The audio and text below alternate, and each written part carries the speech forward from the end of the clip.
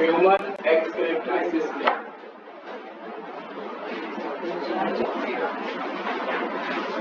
Human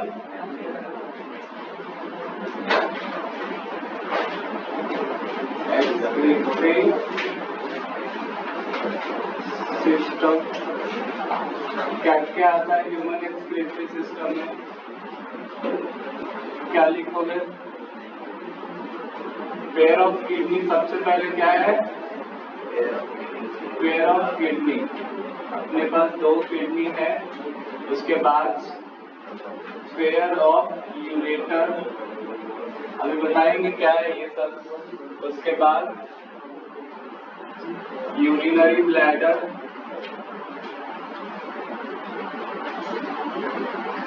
उसके बाद urethra. ये सब क्या है? एक्सक्रीटरी सिस्टम का ऑर्गन है।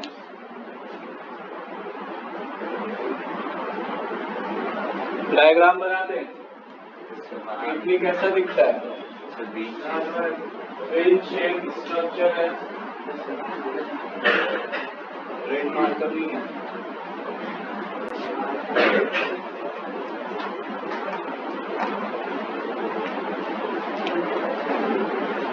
वेल शेप स्ट्रक्चर है इस तरह से।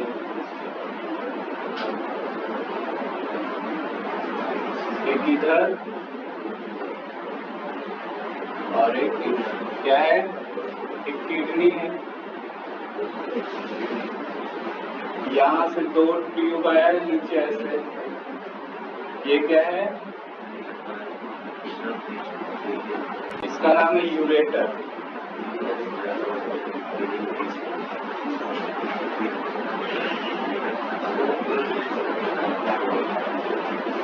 और ये है यूरिनरी ब्लैडर। Urinary bladder. और ये यूरेथ्रल ओपनिंग होता है। यूरेथ्रा है और इसको बोल सकते हैं यूरेथ्रल मीटस।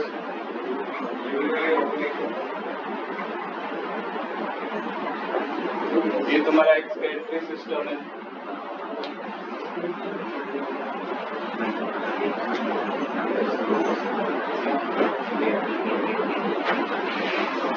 जल्दी से बनाओ।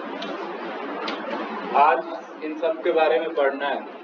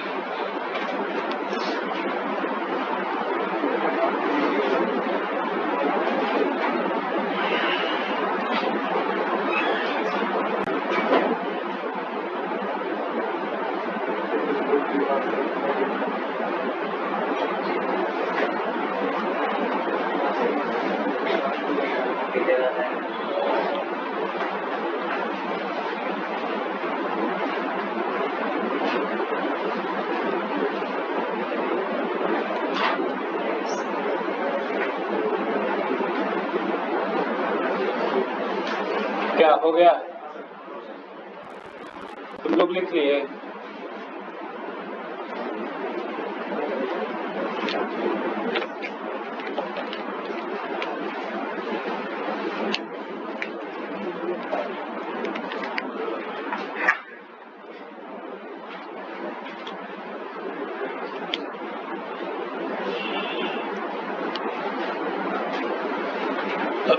किडनी का स्ट्रक्चर पढ़े हो? किडनी का कितना पार्ट?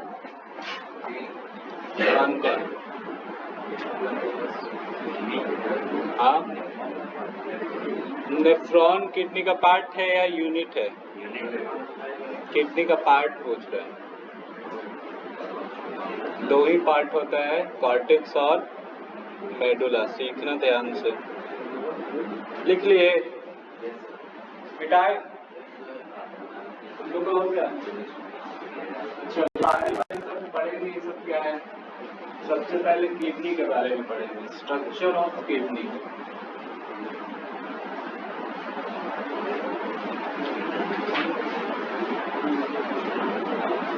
स्ट्रक्चर ऑफ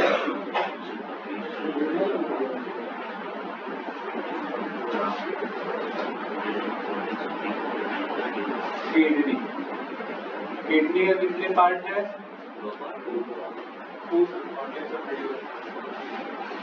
मान लो कि एक किडनी है, इसका 2 रीजन है, ठीक है। ये अंदर वाले रीजन को हम लोग कहते हैं मेडुला, और ये बाहर वाले रीजन को क्या बोलते हैं? कॉर्टेक्स, ठीक है। मेडुला जो बना है एक स्पेशल तरह का पिरामिड से बना है, जिसको हम लोग कहते हैं कैसा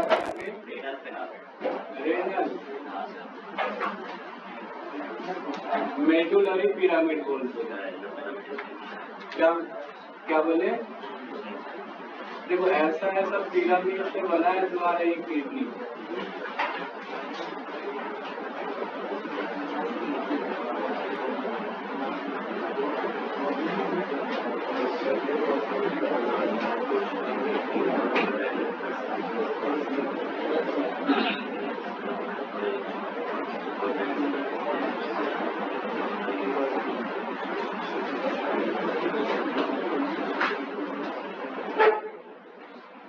से 12 ऐसा क्या होता है, या 10 से 12 नहीं 15 से 20 ऐसा स्ट्रक्चर होता है, इसको बोलते हैं हम लोग मेड्यूलरी पिरामिड्स बोलते हैं। पिरामिड जैसा दिख भी रहा है ना, इसलिए इसका नाम क्या पड़ा है? Medullary pyramid.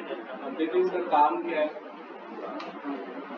इसमें समझ लो देखो इसमें क्या है, ये सब मिलकर एक कॉमन पाथवे बनाता है। इस तरह से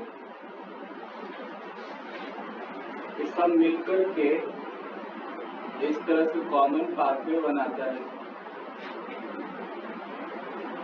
इस तरह से ये आर्टरी है, क्या है, बट इसका नाम अलग अलग है। देखो जब यहाँ एक पिरामिड का ट्यूब आकर मिलता है तब इसको हम लोग कहते हैं माइनर कैलिक्स। क्या बोलते हैं? Minor calyx. माइनर कैलिक्स जब सब एक साथ आकर के मिल जाता है तो उसको मेजर कैलिक्स बोलते हैं। तो इसको माइनर कैलिक्स बोल रहे हैं, ये जो है इस रीजन को क्या बोल रहे हैं? Minor calyx. लेकिन इन सबको क्या बोलेंगे? इन सबको मेजर कैलिक्स बोलेंगे। क्या बोलेंगे? Major calyx. मेडुलरी पिरामिड्स का जो संख्या होता है वो 15 से 20 होता है। Number of medullary pyramids in each kidney, in each kidney, ठीक है। हाँ, मेजर कैलिक्स, इसको क्या बोलेंगे? Minor calyx. अगर एक मेडुलरी पिरामिड बाहर निकल रहा है तो उस ट्यूब को बोल रहे हैं, सब एक साथ कनेक्ट होगा तो उसको मेजर कैलिक्स बोलेंगे। समझ में आया? ये स्ट्रक्चर है किडनी का, लिख लो जल्दी से। मेडुलरी पिरामिड्स बना है नेफ्रॉन से। किससे?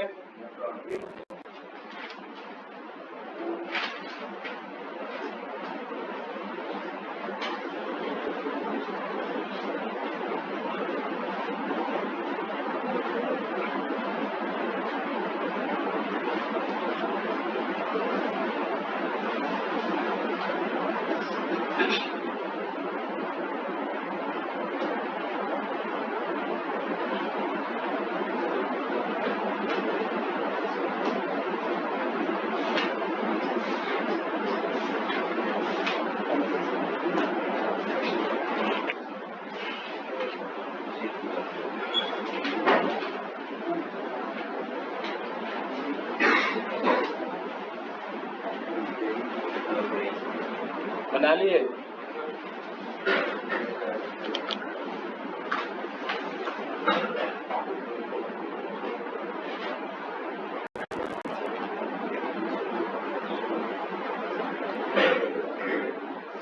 किडनी का फंक्शन क्या है?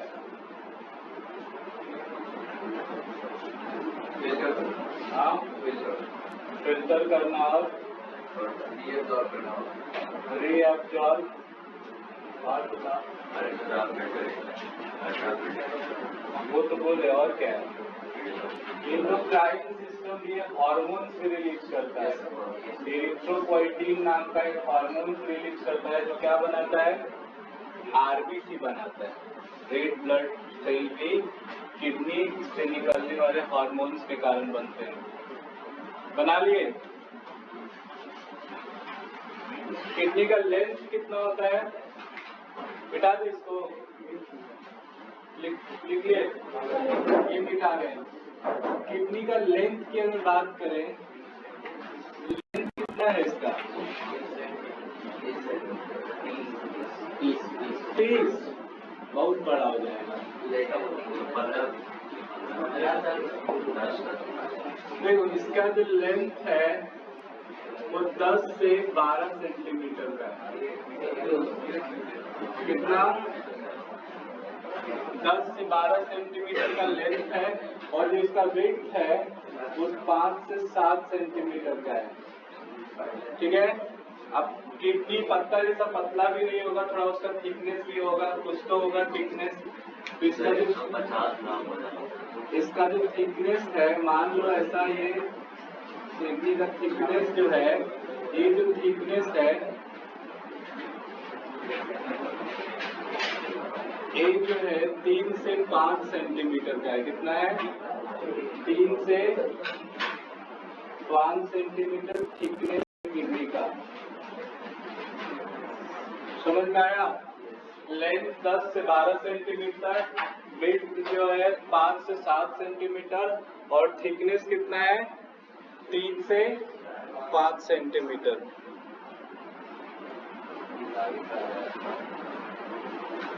3 से 5 सेंटीमीटर ये वेट है, सॉरी थिकनेस है, थिकनेस यहाँ लिख देते हैं। 3 से 5 सेंटीमीटर थिकनेस। किडनी का पोजीशन क्या होता है? बोलो।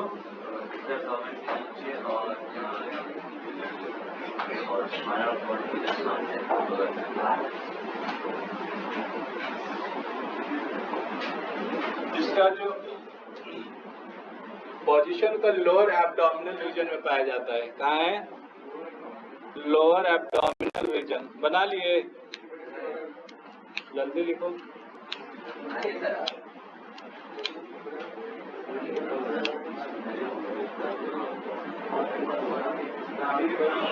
हाँ, पहले नाभि के बगल में रहता है। एब्डोमिनल, लोअर एब्डोमिनल बोलते हैं। ऐसे नहीं लिख सकते ना कि नाभि के बगल में रहता है।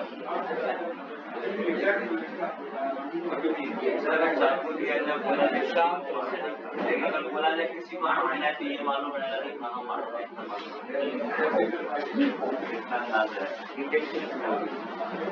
मिटा दे। हो गया? नहीं, अब बात कर रहे हैं हम लोग फंक्शन ऑफ किडनी। क्या काम है किडनी का? स्ट्रक्चर पढ़ लिए, इसका लेंथ, वेट और थिकनेस भी पढ़ लिए। अब इसका काम क्या है?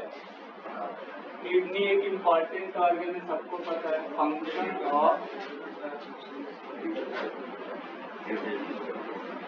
फंक्शन ऑफ किडनी, इसका काम क्या है? फिल्ट्रेशन का काम है।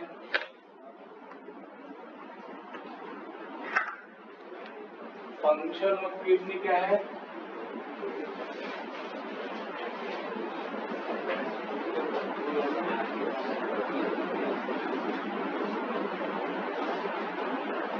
फिल्टर करता है। क्या करता है? फिल्टर या रिमूवल ऑफ नाइट्रोजनस वेस्टेज। इसके अलावा भी करता है बहुत सारा चीज। ड्रग्स को फिल्टर करता है। किस चीज को? ड्रग्स। और बताओ, नाइट्रोजनस वेस्टेज है, ड्रग्स है, और अगर मान लो किसी तरह का है क्या बोले, ड्रग्स में आ जाएगा मेडिसिन फ्रॉम ब्लड, या क्या लिख सकते हो कि इसका रीएब्जॉर्प्शन का भी काम है, kidney also help in reabsorption of क्या, ग्लूकोज, आयंस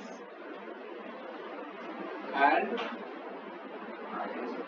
वाटर, इसको भी रीएब्जॉर्ब कर लेता है। और क्या काम है इसका, हम बोले इंडोक्राइन सिस्टम है, कैसा है, kidney forms endocrine system which release erythropoietin hormones। erythropoietin क्या है, erythropoietin help in formation of RBC, red blood cell बनता है इससे। देखो जल्दी, किडनी का फंक्शन है ये,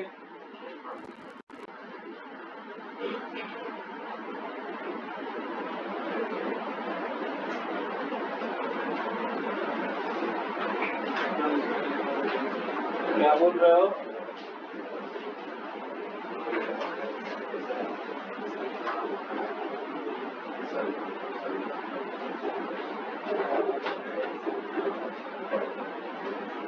हो गया,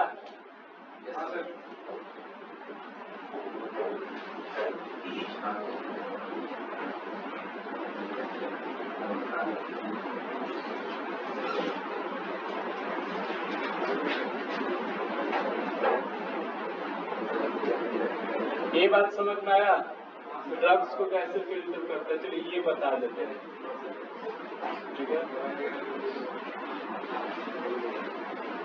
ये तुमको पढ़ना है, रीएब्जॉर्प्शन जब बताएंगे तुमको न्यूट्रॉन का स्ट्रक्चर, तो हम बताएंगे रीएब्जॉर्प्शन ग्लूकोज, आयंस और वाटर का कैसे होता है, ये हम बता देते हैं फर्स्ट वाला।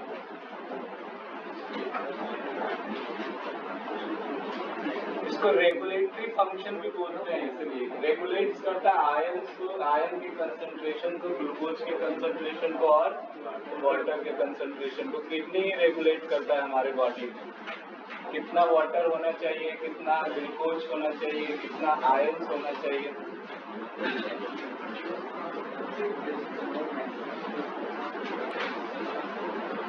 मिटाए,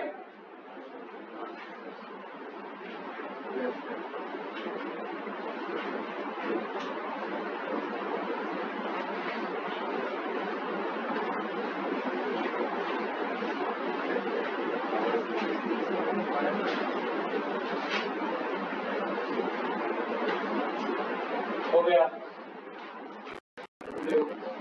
ये बता रहे फर्स्ट वाला क्या है,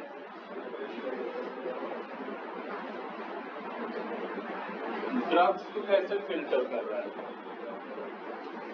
फ्रॉम ब्लड। देखो हम लोग कुछ भी खाते हैं कहाँ चला जा रहा है, स्टमक में।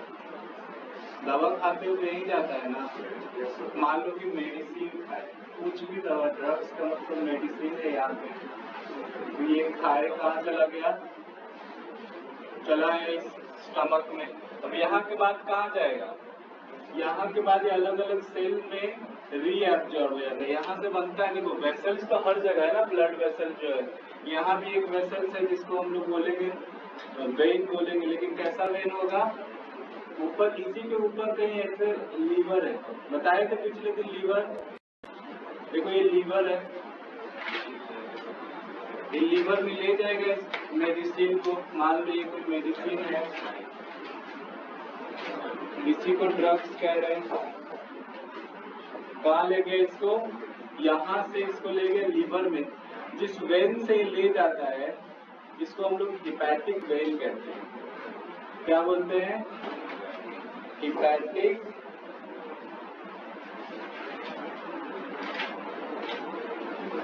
वेन। अब मान लो कि यहाँ पे मेडिसिन हम लोग खाए तो कुछ रीजन से खाएंगे, बीमार है, कुछ भी हो गया है, तो यहाँ पे आया और मान लो ये स्टमक का ही कोई सेल बीमार है, तो यहाँ पे देख लिया जो भी मेडिसिन है जाकर के कौन सा सेल कौन सा बैक्टीरिया के कारण बीमार है। करता क्या है मेडिसिन? जो भी बैक्टीरिया उसका एंटीबायोटिक हम लोग बनाए, है ना। उस बैक्टीरिया को मारने के लिए उसके विपरीत या अपोजिट एक बैक्टीरिया बनाए तो एंटीबायोटिक कहते हैं। उसको मार देगा और मारने के बाद उसको तो बॉडी से बाहर होना होगा ब्लड से, उस केमिकल को भी, उस ड्रग्स को भी। फिर जाएगा कहाँ पे? लीवर के अंदर जाएगा। यहाँ ड्रग्स जाते ही क्या हो जाएगा? मान लो ड्रग्स लीवर में आ गया, यहाँ जाते ही ये ब्रेक डाउन हो जाएगा, टूटेगा ना। यहाँ से निकलेगा फिर एक आर्टरी। क्या निकलेगा? हिपैटिक आर्टरी कहते हैं इसको। हिपैटिक आर्टरी है। और ये इसको कहाँ ले आएगा? हिपैटिक आर्टरी इसको ले आएगा किडनी के पास। देखो किडनी होगा नीचे कहीं ऐसे, एक इधर और दूसरा ये ट्यूब यहाँ से उठाकर इसको कहाँ ले आएगा? एक इधर ले आएगा, एक इस किडनी में,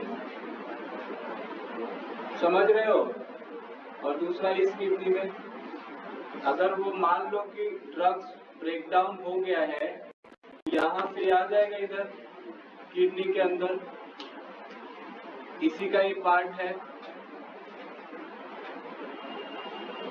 चलो यहाँ इसको बंद कर देते हैं। समझ में आ रही है बात? एक किडनी में आ गया, किडनी में आते ही इसको क्या होना होगा? फिल्टर होना होगा, क्योंकि किडनी का फंक्शन अभी बढ़ना है फिल्ट्रेशन का।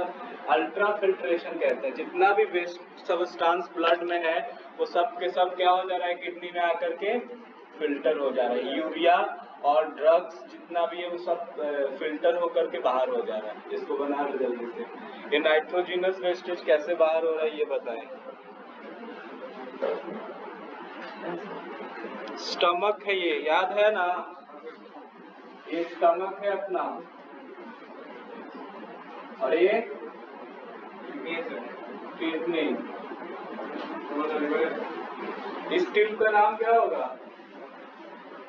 बोलो। Renal artery. देखो रेनल का मतलब होता है किडनी।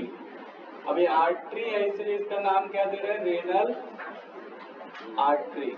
ये भी वही है, ये दोनों वही है। नहीं, वेन है, वेन भी है, वेन अभी बनाए नहीं।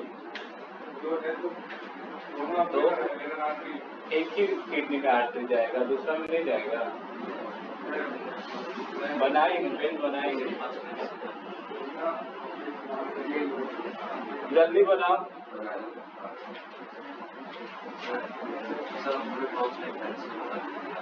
क्या है?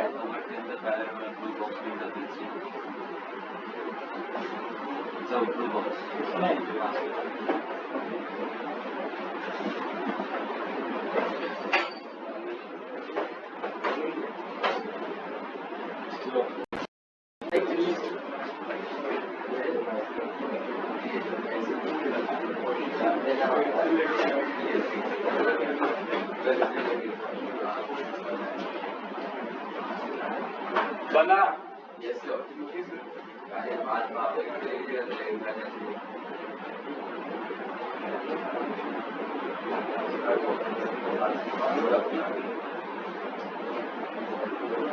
नेफ्रॉन का स्ट्रक्चर किसको किसको याद है? याद है? कौन सा टिश्यू से बना है नेफ्रॉन? हाँ, चलो लिखो जल्दी। आता है क्वेश्चन, स्ट्रक्चर और फंक्शन ऑफ नेफ्रॉन।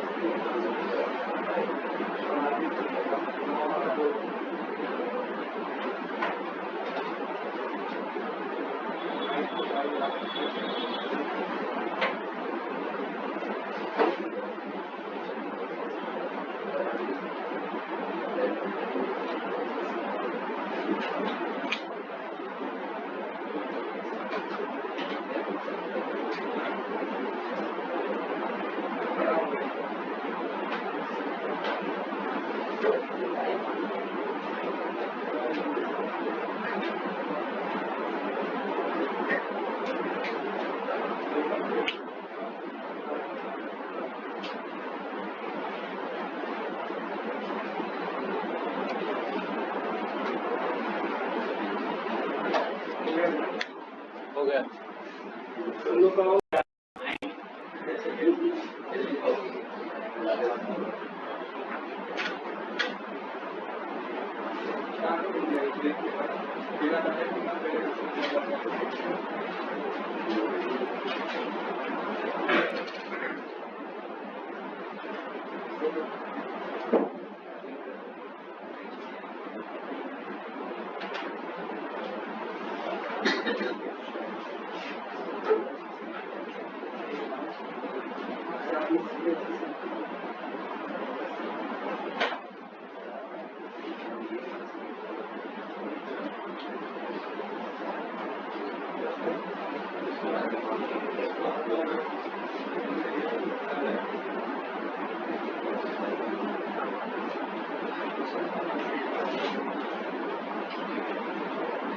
जल्दी बनाओ।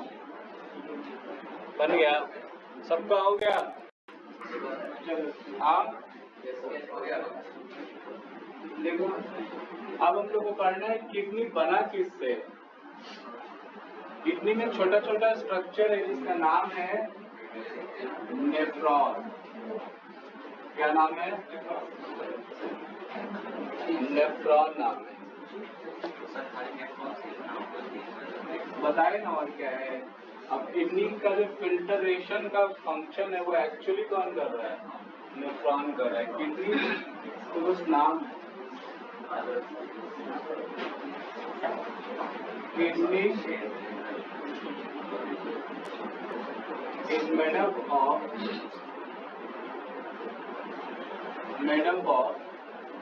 many nephron. ठीक है, इसलिए नेफ्रॉन को क्या कहते हैं? Nephron is the structural and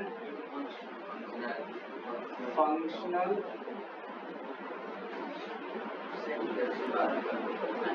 unit of kidney. बोलते हैं नेफ्रॉन को। ये बात याद रखना। किडनी क्या है? किडनी का यूनिट क्या है? नेफ्रॉन। ठीक है, अब नेफ्रॉन आ गया। नेफ्रॉन है क्या एक्चुअली? नेफ्रॉन क्या है? कहाँ लगा दिए? नेफ्रॉन क्या है? एक एपिथेलियल टिश्यू का बना हुआ ट्यूब है। क्या है? It is a tube which made up of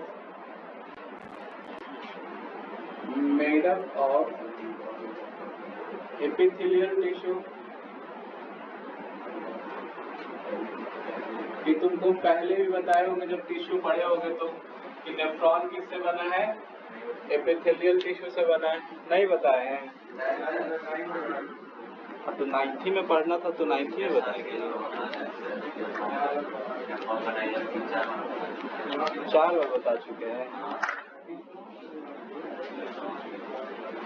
इसमें मेजरली कौन कौन सा है? एपिथेलियल टिश्यू बहुत तरह का है। एपिथेलियल टिश्यू जिसमें इसमें जो मिलता है स्क्वामस एपिथेलियल मिलता है। स्क्वामस एपिथेलियल और क्यूबॉइडल एपिथेलियल और एक मिलता है and brush border cuboidal epithelium.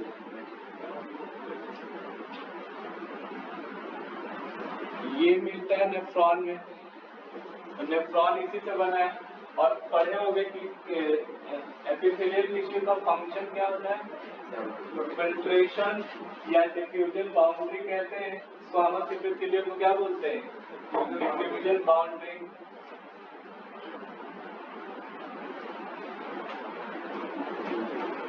एक किडनी में 1 मिलियन के आसपास नेफ्रॉन का संख्या होता है। देखते हैं बात। number of nephron in each kidney about 1 million। 1 million में कितना?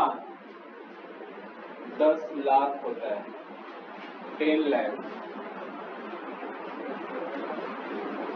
ठीक है, हाँ इसको याद रखना। यानी कि हम लोग के पास कितना नेफ्रॉन है टोटल? 20 लाख है ना, दोनों किडनी मिलाकर।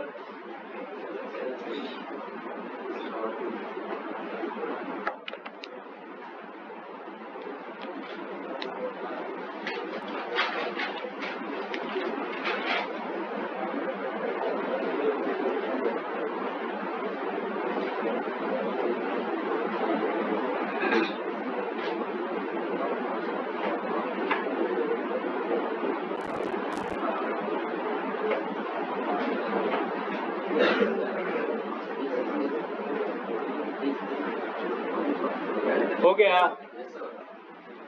तुम लोग का हुआ? देखो जल्दी।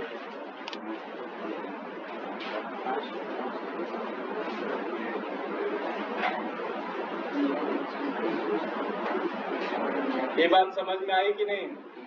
क्या लिखते हैं कि हम लोग नेफ्रॉन की बात करें। किडनी बना किससे है? नेफ्रॉन से बना। छोटा छोटा स्ट्रक्चर, इसका नाम क्या है? नेफ्रॉन।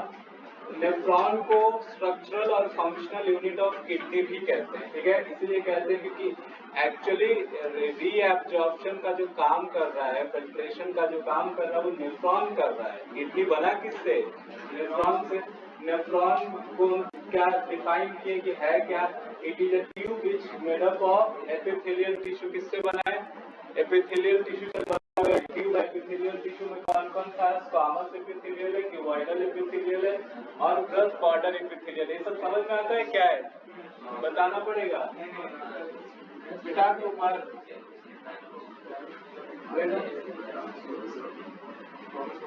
एपिथेलियम में कौन कौन सा एपिथेलियम मिलता है?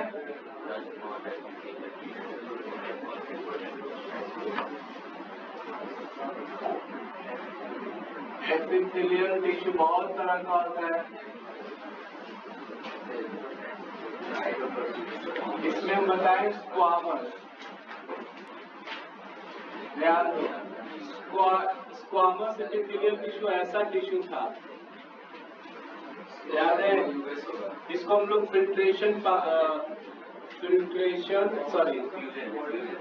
डिफ्यूजन बाउंड्री कहते हैं। डिफ्यूजन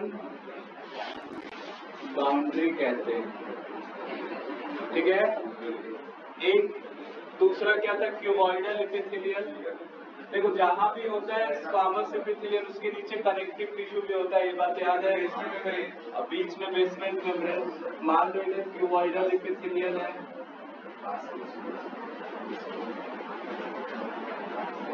ठीक है। इसके नीचे क्या होगा? बेसमेंट मेम्ब्रेन और फिर कनेक्टिव टिश्यू है ये। कहाँ पे? ये स्क्वामस एपिथेलियल ऐसा ही है, इसमें भी बनना है। क्या बोले? किस शेप का था? नहीं, ऐसे स्क्वायर शेप बोलते। स्क्वायर है, किसी चीज को बॉल को अगर तुम दबा दोगे तो इसी तरह का हो जाएगा, स्क्वायर बोलते हैं। ठीक है, ये तुम्हारा है, ये क्यूबॉइडल है। एक है ब्रश बॉर्डर एपिथेलियल, क्या है इसी में, क्या है इसी का cell membrane finger like projection बना लेता है ताकि ज्यादा से ज्यादा एब्जॉर्प्शन हो। जैसे इसको हम लोग क्या बोल रहे हैं, ए स्क्वामस है, ये तुम्हारा क्यूबॉइडल है, ये सब मिलेगा नेफ्रॉन में। और एक और है, क्या है नाम उसका, brush border, brush border epithelial, brush border cuboidal epithelial. हाँ, brush border cuboidal epithelial, brush border cuboidal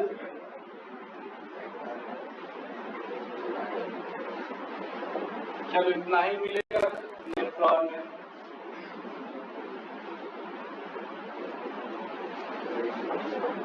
cuboidal epithelium का काम क्या है? हाँ,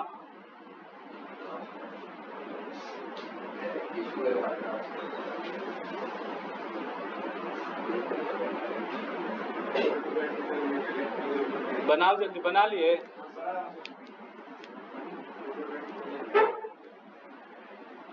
अब लोग नेफ्रॉन का पार्ट्स पढ़ेंगे।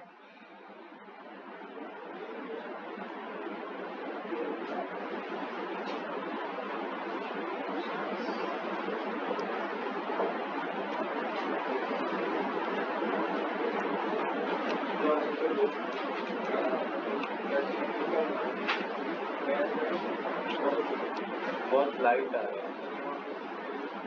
हो गया, इतना समझ में आया? चलो, अब इसके बाद नेफ्रॉन का भी दो पार्ट है, ग्लोमेरुलस और रेनल ट्यूब्यूल्स कहते हैं।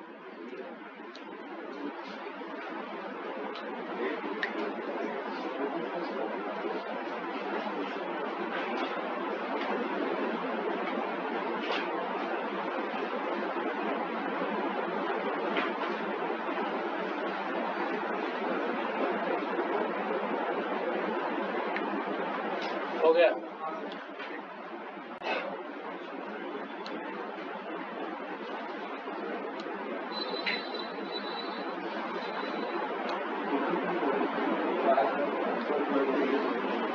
क्या बोल रहे हो?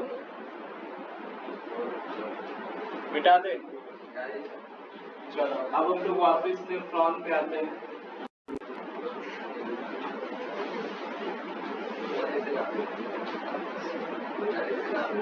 देखो, इधर बनाना सीखो नेफ्रॉन को। पहले इसका पार्ट्स का नाम लिख लेते हैं।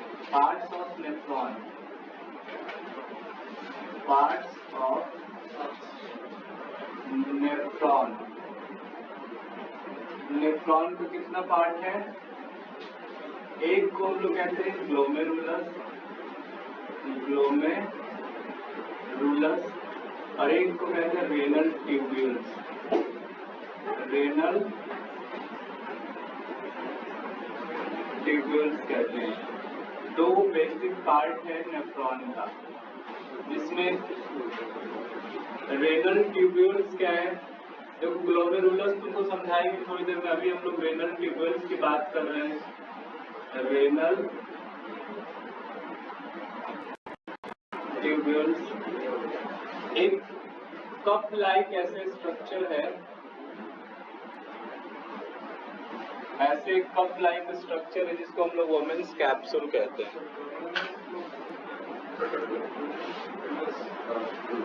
ठीक है, क्या बोलते हैं इसको? वोमेन्स,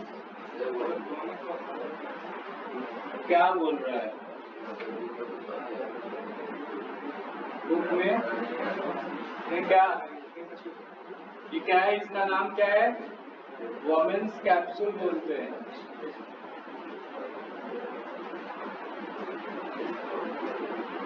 फिर ये नीचे ट्यूब आया, ये नीचे आते ही ट्यूब कुछ इस तरह से है, इसको हम लोग कहते हैं PCT, PCT का मतलब होता है प्रॉक्सिमल कॉन्वोलेटरी ट्यूब्यूल्स।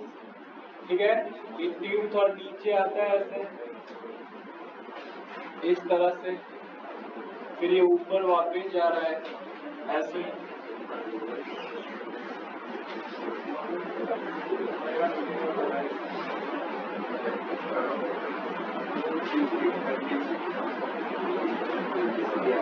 जब ये ऊपर जाता है तो ट्यूब पतला हो जाता है ऐसे, फिर आगे जाके कुछ इस तरह से ट्यूब हो जाता है,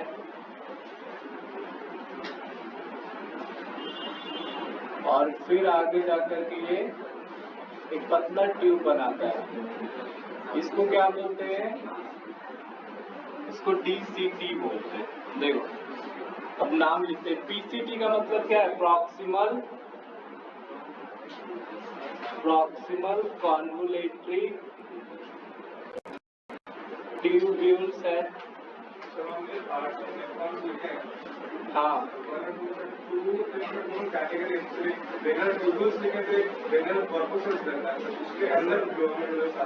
तो ग्लोमेरुलस की बात अभी नहीं कर रहे हैं। ग्लोमेरुलस की बात करेंगे जब ब्लड वेसल्स की बात करेंगे। कुछ नहीं, ग्लोमेरुलस क्या है? रेटिकुलेटेड ब्लड वेसल्स है वोमेन्स कैप्सूल के अंदर, समझे? अभी जब फिल्ट्रेशन बताएंगे ना तो वहां पे ग्लोमेरुलस आएगा। यहाँ पर एक जैसे कि मान लो पतंग उड़ाए हो, उसका धागा एक जगह हो जाता है तो कैसा दिखता है? रेटिकुलेटेड कैपिलरीज है, समझे? जो ब्लड को ला रहा है और ब्लड को ले जा रहा है, प्योर ब्लड को ला रहा है और इम्प्योर ब्लड को ले जा रहा है, ऑक्सीजनेटेड ब्लड ला रहा है और डीऑक्सीजनेटेड को ले जा रहा है, बस वही है वो ग्लोमेरुलस। अभी उसके बारे में बताएंगे। पहले हम लोग पार्ट्स ऑफ रेनल ट्यूब्यूल्स पढ़ लेते हैं। इसको PCT का मतलब क्या है? Proximal tubules. इसको बोलते हैं हेनले लूप बोलते हैं, लूप्स। ठीक है, और इसको क्या बोलते हैं? DCT। इसका मतलब डिस्टल कॉन्वोलेटरी ट्यूब्यूल्स होता है। ठीक है, अभी आगे जाकर के बनाएगा। अब ऐसा बहुत सारा है जो नेफ्रॉन आकर इससे कनेक्ट हो रहा होगा। डक्ट सिस्टम बनाएगा आगे। अभी बना है, हम बोले कि एपिथेलियल टिश्यू से बना है। किससे बना है? अब सुनो ध्यान से देखो, ये पूरा का पूरा जो वोमेन्स कैप्सूल है वो स्क्वामस एपिथेलियम से बना है। कैसा? स्क्वामस एपिथेलियम है इसमें।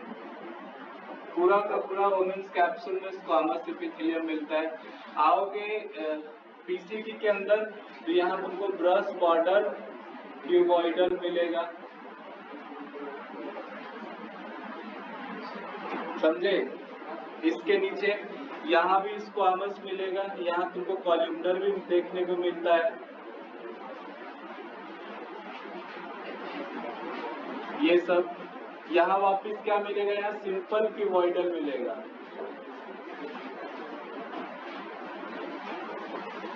समझे? ये पार्ट्स है।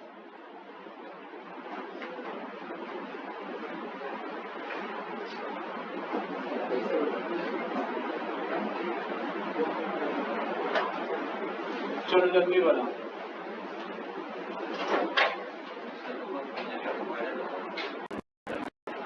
हाँ, क्यूबॉइडल होगा।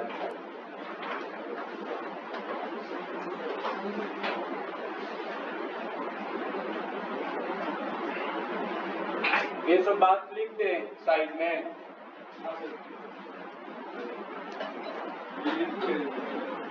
इसी को बस लिख रहे हैं। ठीक है,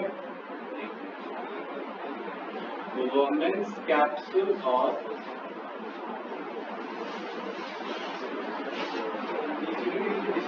nephron is made up of squamous epithelial tissue। ठीक है, PCT का प्रॉक्सिमल का मतलब होता है पास में। क्या होता है? तो जो वोमेन्स कैप्सूल के पास में उसको प्रॉक्सिमल ट्यूब्यूल्स कर रहे हैं और जो वोमेन्स कैप्सूल से दूर है उसको डिस्टल। डिस्टल का मतलब दूर होता है, समझे? ठीक है। रेनल ट्यूब्यूल्स भी अलग अलग ट्यूब में ब्रेक मतलब बटा हुआ है। क्या है? Renal tube also divided into PCT, LA loop and DCT। ये भी इस तरह से अलग अलग हो गया है।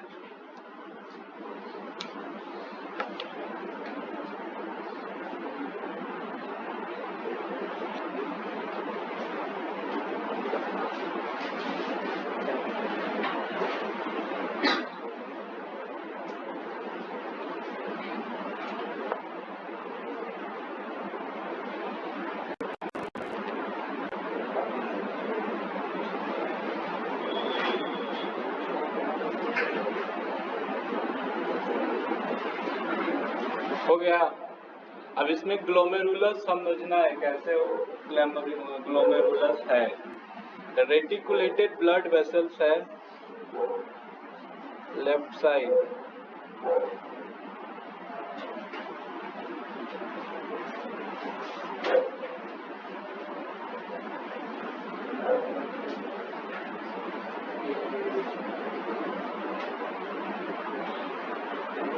लिखा।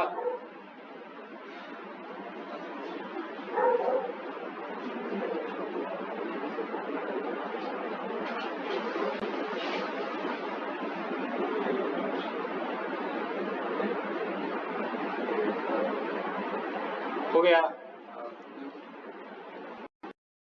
इसको मिटा नहीं रहे, इसी में हम दिखा देते हैं ग्लोमेरुलस कहाँ है।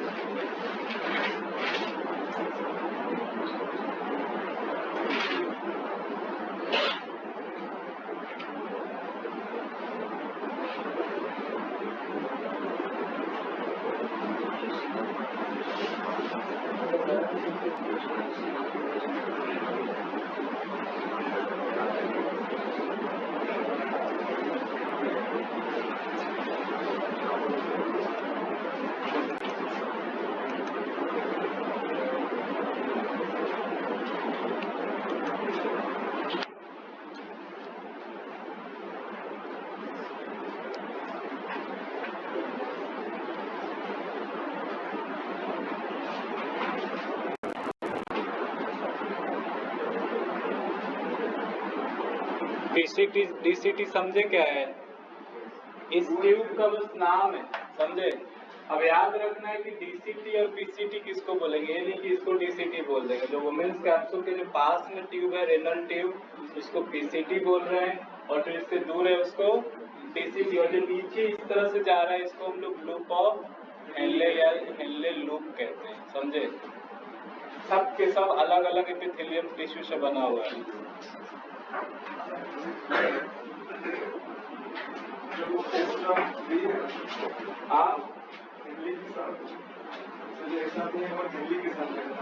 क्या बोल रहे हो? हाँ सॉरी, लूप्स के साथ नहीं रखता, पहले तो हम ऐसे ही लिख देते हैं। साइंटिस्ट का नाम है। हाँ वाई नहीं है, ऐसे में नाम है, कोई दिक्कत नहीं। ये नहीं है। हो गया, मिटा दे। चलो अब इसमें हम लोग को सेकेंड पार्ट पढ़ना है इसका कि नेफ्रॉन के अंदर रीअब्जॉर्प्शन कैसे हो रहा है, ये भी मिटा दे रहे हैं।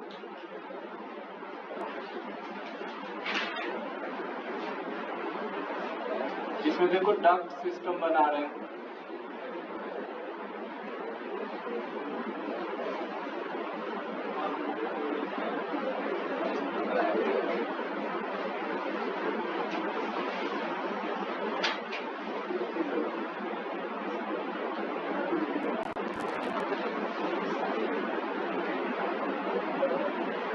इधर तक। अब हम लोग ग्लोमेरुलस की बात कर रहे हैं, ठीक है। देखो है क्या, ये पीसीटी का पोर्शन है, ये डीसीटी है। देखो ग्लोमेरुलस हम जो मान लो कि कोई एक आर्टरी आया, एक मोटा सा आर्टरी ब्लड देने आया है किसको,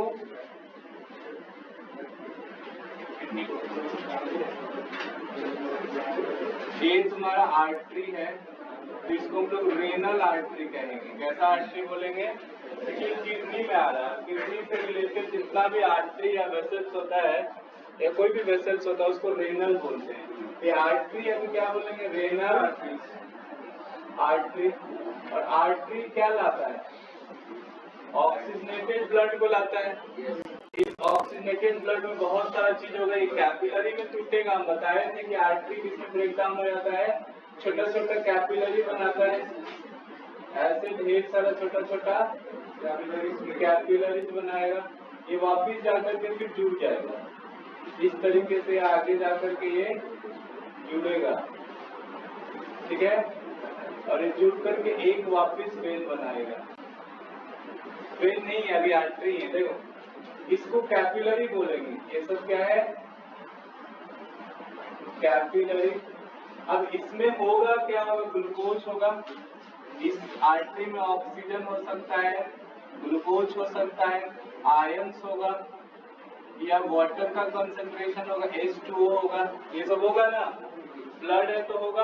कभी भी ब्लड इसके अंदर नहीं आता है। यहाँ जो भी चीज इस वोमेन्स कैप्सूल के अंदर आएगा उन सब चीज को, ये सब डिफ्यूजन आएगा, कभी भी ब्लड अंदर नहीं घुसेगा। देखो ये जो नेटवर्क बनता है ना वोमेन्स कैप्सूल के पास, इसी को हम लोग ग्लोमेरुलस कहते हैं। A network of vessels present in the women's capsule, क्या बोलते हैं उसको, ग्लोमेरुलस बोलते हैं। लिख दे ये बात, a network of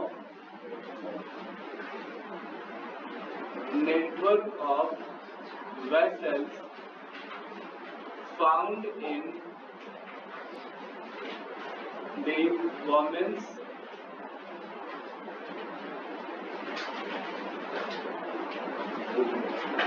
capsule, commonly called glomerulus। ये बात समझ में आई, कैपिलरी है, लिख लो जल्दी।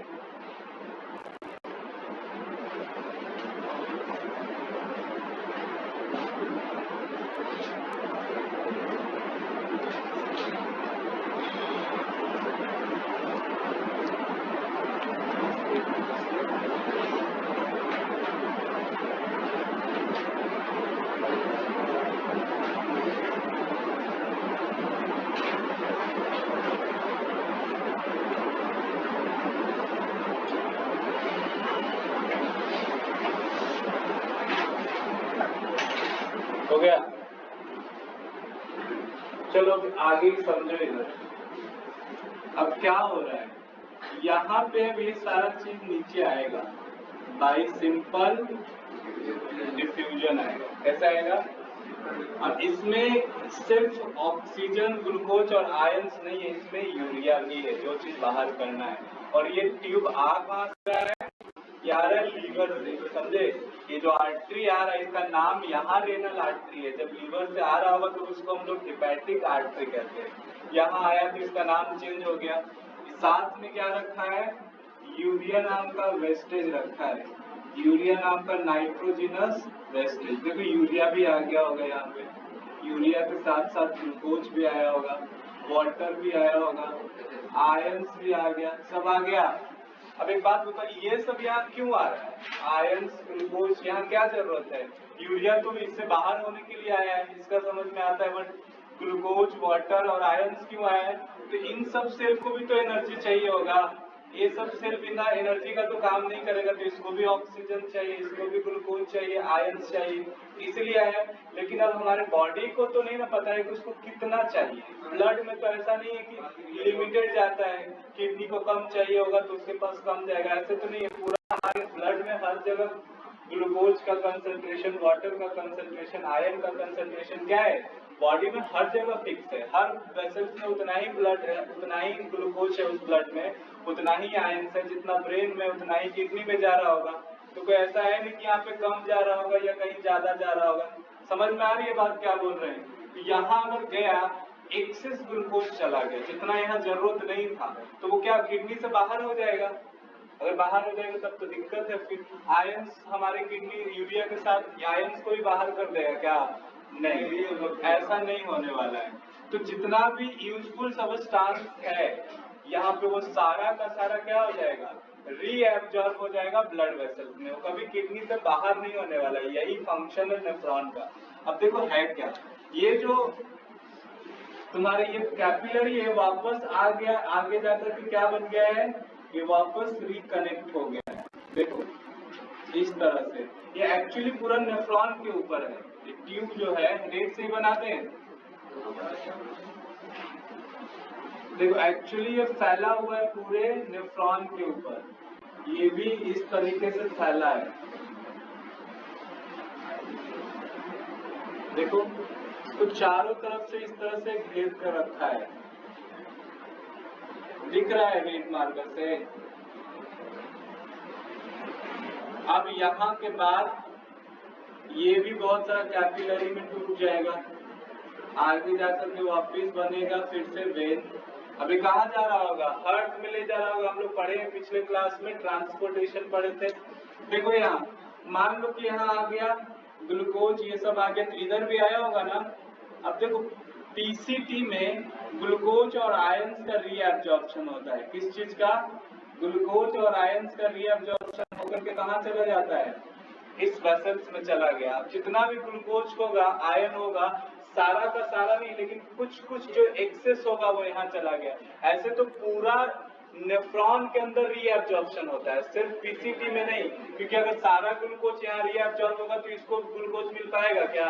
नहीं मिलेगा। तो धीरे धीरे यहाँ तक ग्लूकोज को जाना है, और यहाँ तक जाते जाते उस यूरिया से जो मैक्सिमम ग्लूकोज होगा वो क्या होगा, रीएब्जॉर्ब हो जाएगा। मैक्सिमम इन द सेंस उसमें 1% भी नहीं बचेगा। अगर 1% भी ग्लूकोज है तो तुम्हारे किडनी में किसी तरह का क्या है, डिफेक्ट है, खराबी है ना। इस सारा इसको रीएब्जॉर्ब करना होगा। तुम्हारा लूप ऑफ हिलने में भी होता है, लेकिन सवाल ये पूछता है कि ज्यादा क्या होता है। तो देखो पीसीटी में ज्यादा ग्लूकोज का रीएब्जॉर्प्शन होता है और आयंस का होता है। लूप ऑफ हेलने में ज्यादा आयंस का हो रहा है एब्जॉर्प्शन, और कुछ ग्लूकोज का भी एब्जॉर्प्शन होता है लूप ऑफ हेलने में। डीसीटी में जाते जाते ग्लूकोज का कंसंट्रेशन बहुत कम हो जाता है, उतना ही ग्लूकोज बच पाता है जितना कि डीसीटी को चाहिए होता है, डीसीटी के सेल को। लेकिन अगर फिर भी ग्लूकोज यहाँ बच गया है तो यहाँ पे ग्लूकोज जितना भी बचा वो दोबारा क्या हो जाएगा, इसमें रीएब्जॉर्ब हो जाएगा। समझ में आ रही है बात? और मैक्सिमम जो रीएब्जॉर्प्शन होता है डीसीटी में वो वाटर का होता है। हम लोग पानी भी बहुत पीते हैं, है ना। नाइट्रोजिनस वेस्टेज को बाहर करने का एक ही तरीका है, क्या है, वाटर। पानी जितना पियोगे उतना ज्यादा अच्छा होगा। तो जितना भी एक्सेस वाटर होता है वो एक्सेस वाटर भी डीसीटी तक जाते जाते क्या हो जा रहा है, रीएब्जॉर्ब हो जा रहा है। देखो एक्सेस वाटर भी यहाँ रीएब्जॉर्ब हो जा रहा है। समझ में आया? ये सब मिल करके अब क्या बनाने वाला है, आगे जाकर के ये वेन बनाएगा, ये चला जाएगा हार्ट में, इसको ले जाएगा। बताए थे कि हार्ट में क्या होता है कि वेना कावा वेसल्स है जो पूरे बॉडी से इम्प्योर ब्लड को कलेक्ट करके कहाँ ले जाता है, हार्ट के अंदर, और हार्ट से उसको कहाँ ले जाता है, पल्मोनरी आर्टरी द्वारा लंग्स के अंदर ले जाता है उसको प्यूरिफाई करने के लिए। बताए थे ना, ये तुम्हारा स्ट्रक्चर है, इस बात को लिखना है, समझे? तो एक बार बना लो, अगर तुमको दिख रहा है साफ साफ तो।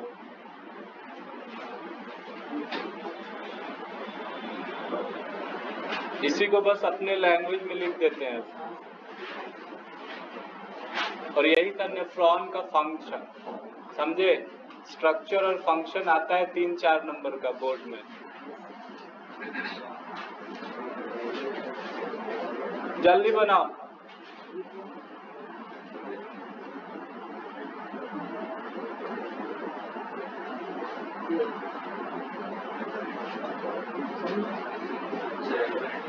हाँ अच्छा, एफरेंट कुछ नहीं है। देखो ये जो वेसल्स है ना, इसको एफरेंट आर्ट्रियोल कहते हैं, और आगे जब जाता है फिर थोड़ा पतला हो जाता है, इसको हम लोग आर्ट्रियोल नहीं, इसको एफरेंट बोलते हैं, इसको भी कुछ नाम बोलते हैं, इफरेंट बोलते हैं, इफरेंट आर्ट्रियोल। इस मोटे वाले आर्टरी को क्या बोलते हैं? एफरेंट आर्ट्रियोल कहते हैं, आर्ट्रियोल, और इसको इफरेंट आर्ट्रियोल कहते हैं। बस नाम दिया तुम्हारे बुक में क्या? जो ट्यूब आ रहा है वुमेन्स कैप्सूल में, वो मोटा ट्यूब होता है, इसलिए उसको एफरेंट कहते हैं, और जो बाहर जाता है तो पतला ट्यूब बन जाता है, उसको एफरेंट बोलते हैं।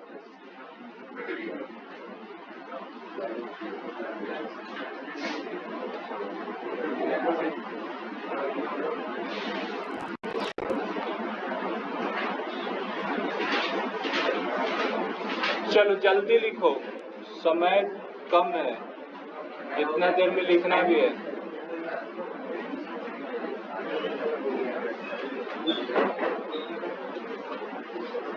हो गया? हाँ, अच्छे से बनाओ।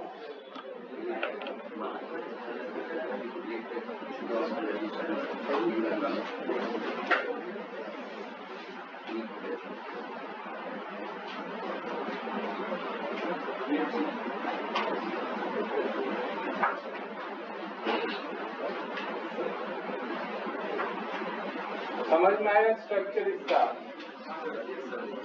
चल मिटा दे। अब इस बात को बस लिखना है जो अभी बता रहे थे, उससे लिखोगे, लिख देते हैं हम, घर में जाके एक बार बिना देखे ट्राई करना। मिटा दे जल्दी।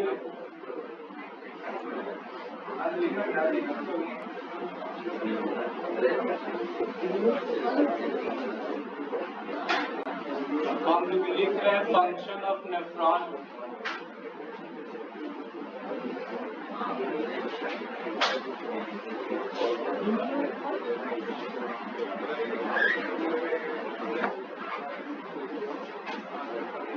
Function of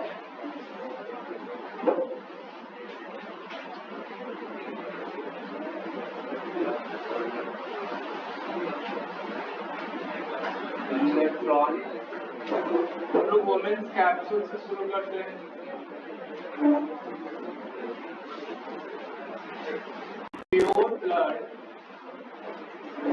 pure blood contain, क्या क्या रख रहा है प्योर ब्लड?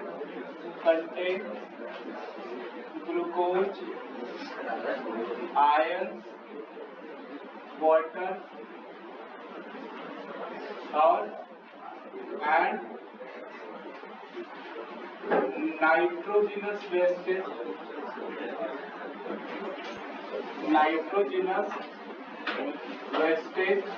नाइट्रोजिनस वेस्टेज में क्या होगा?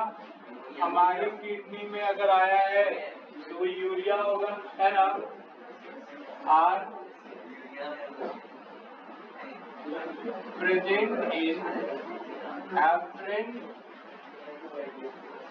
Arteriole of women's capsule.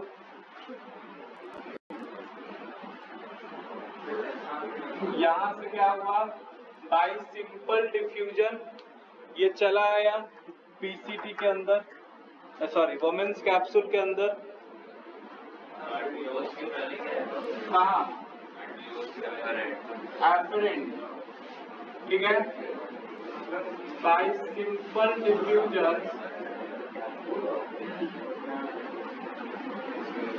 these molecules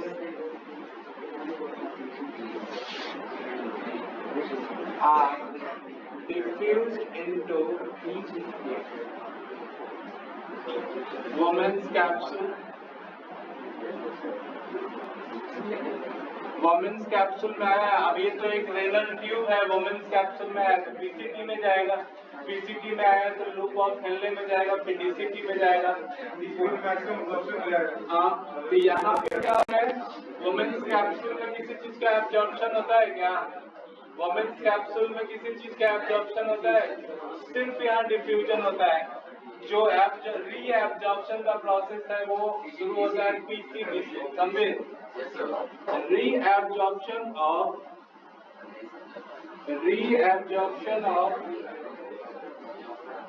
extra glucose and ions takes place in proximal convolutory tubules of nephron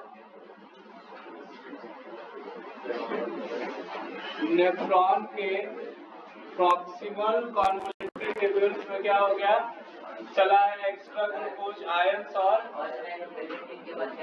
किसमें एफरेंट AFFERENT। ठीक है, उसके बाद क्या हुआ, इसके बाद गया लूप ऑफ हेनले में। व्हेन या लिखो यहाँ भी ग्लूकोज का और है in loop of Henle glucose comma ions and water molecules reabsorb into blood vessels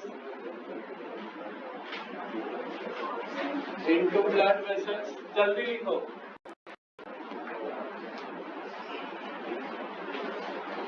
यानी कि डीसीटी तक जाते जाते उस यूरिया के अंदर जितना भी यूजफुल सब्सटेंस होगा सारा रीअब्जॉर्ब हो जाएगा और बच क्या जाएगा, सिर्फ यूरिया बाहर हो जाएगा। फिर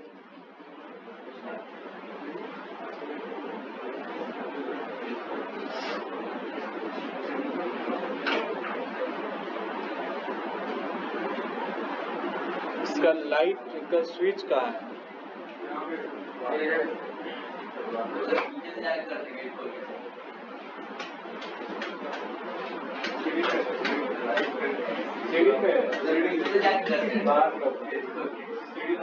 बंद कर दो, जाओ और बंद कर दो। उनको भी नहीं पता, हमको भी नहीं पता है कहाँ है स्विच।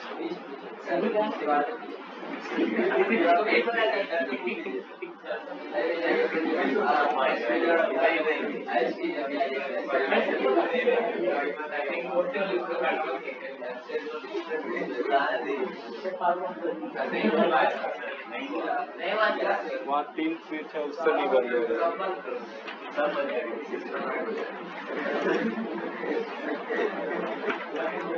हो गया ये,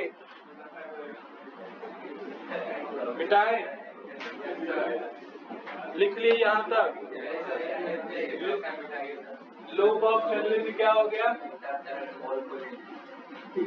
क्या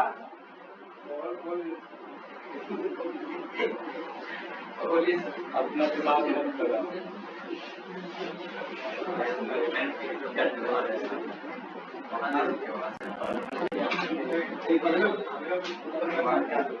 आज बहुत ज्यादा धूप आ रहा है ना, इसलिए बहुत साइन कर रहा है बोर्ड। क्या कर रहा है?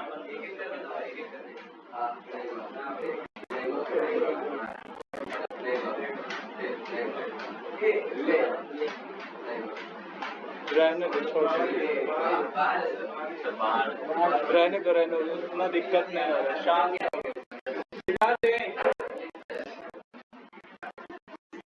हुआ है?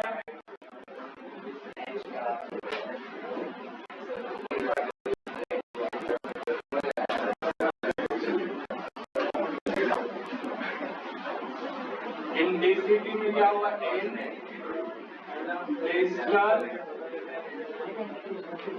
convoluted tubules of nephron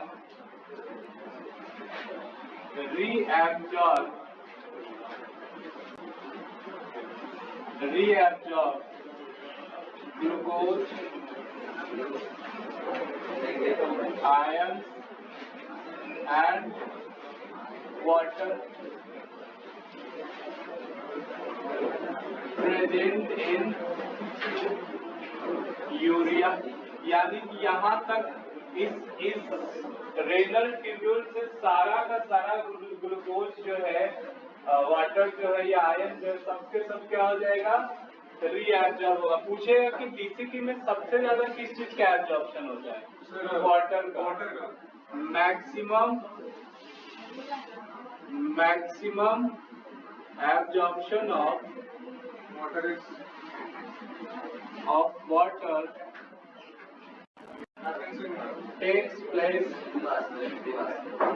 in the distal convoluted tubules.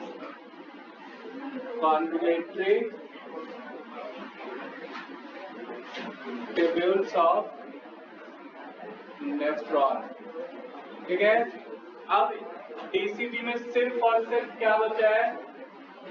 Only urea are left in the DCT of। अब देखो इसी तरह से लाखों जो नेफ्रॉन है इसी तरह से काम कर रहा है ना, एक तो है नहीं, ऐसा ढेर सारा नेफ्रॉन है जो किडनी के अंदर काम कर रहा है, तो सब के सब यूरिया को क्या करेगा? देखो अभी बनाए थे ना डक्ट टेक, वहाँ एक बताए सबसे लास्ट में इस तरह के कैनाल सिस्टम बनाए थे, वहां सबको ले जाएगा। हाँ, वो सब के सब कहाँ ले जाएगा? उसको यूरेटर में कनेक्ट हो जाएगा, यूरेटर से कहाँ चला जाएगा? यूरेथ्रा के अंदर चला जाएगा। ठीक है। क्या लिखोगे? ऑल नाइट यूरिया, क्या लिख लेते हैं? Urea are remove thy ureter from the kidney to the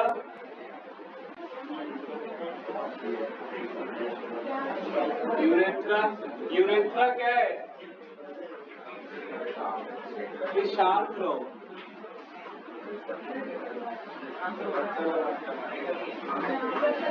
urea accommodate या स्टोर इन यूरिनरी, अच्छा यूरेथ्रा लिख दिए, यूरिनरी ब्लैडर। जो तुम लोग हल्ला कर रहे हो उल्टा पुल्टा लिख देंगे। यूरिया अकोमोडेट और स्टोर इन यूरिनरी ब्लैडर और एक्सक्रीटरी सिस्टम। अब यहाँ से क्या हो जाएगा? यूरेथ्रा के द्वारा इसको बाहर कर देंगे। ऊपर लिख लिए हो?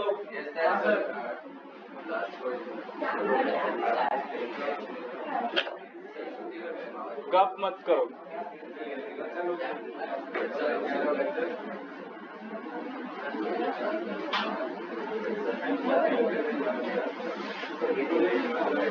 क्या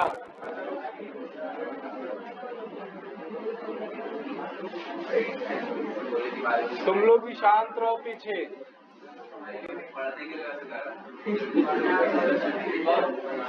तो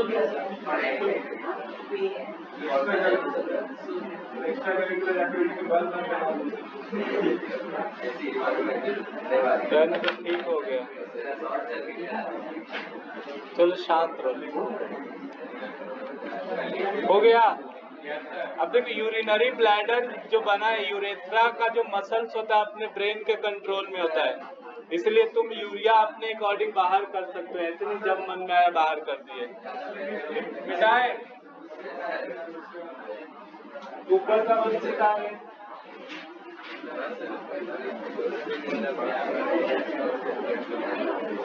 इसमें एक पॉइंट और लिख लो।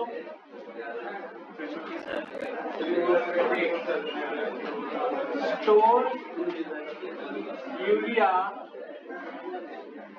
from urinary bladder are removed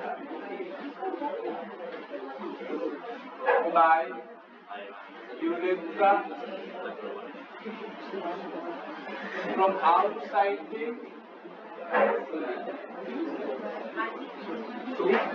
body। कर दिए? हो गया। यही फंक्शन था नेफ्रॉन का। इसको एक बार खुद से भी लिखने का कोशिश करना है, ठीक है। अगले दिन हम लोग पढ़ेंगे एक्सक्रीशन इन हायर प्लांट। एक टॉपिक और बचा है। इसके बाद कंट्रोल और कोऑर्डिनेशन है ना। तो अगले क्लास में वो चैप्टर भी शुरू हो जाएगा। अच्छा हाँ हाँ, क्या है